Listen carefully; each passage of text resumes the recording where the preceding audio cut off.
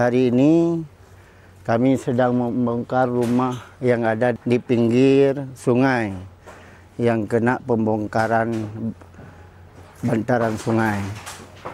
Jadi kami sebenarnya merasa keberatan atas tindakan yang dilakukan oleh pihak yang berwenang, di mana bahwa rumah kami diberi waktu 2 hari untuk membongkarnya, sedangkan pagar semua sudah kami bikin dengan uang pribadi, tapi kami tidak ada dikasih limit waktu yang secukupnya untuk membongkarnya.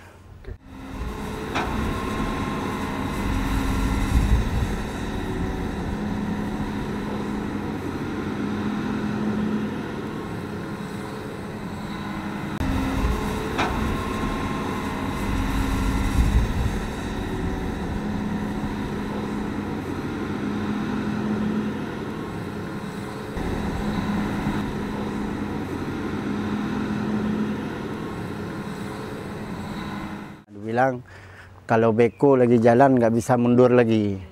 Tapi menurut hemat saya, kenapa orang lain yang di atas bantaran sungai yang betul-betul tanah negara di atas di bantaran sungai tidak dibongkar, dikasih waktu.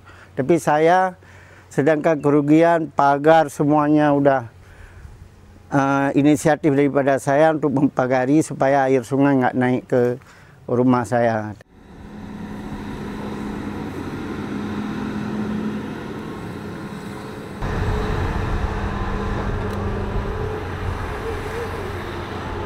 Pembongkarannya setelah tiba-tiba saya sudah tanya ini sama Bapak Isi, apa ada pemberitahuan? Katanya tidak ada pemberitahuan. Saya tanya sama yang bersangkutan bahwa mereka sudah bekerja dari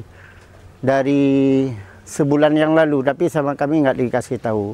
Harapan saya supaya pemerintah tidak memilah dan memilih lah dalam pembongkaran ini.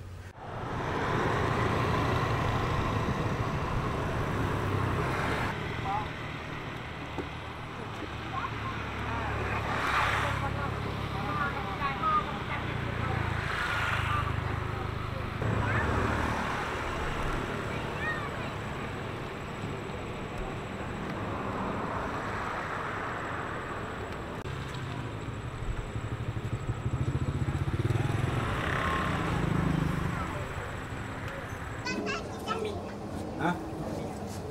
Oh.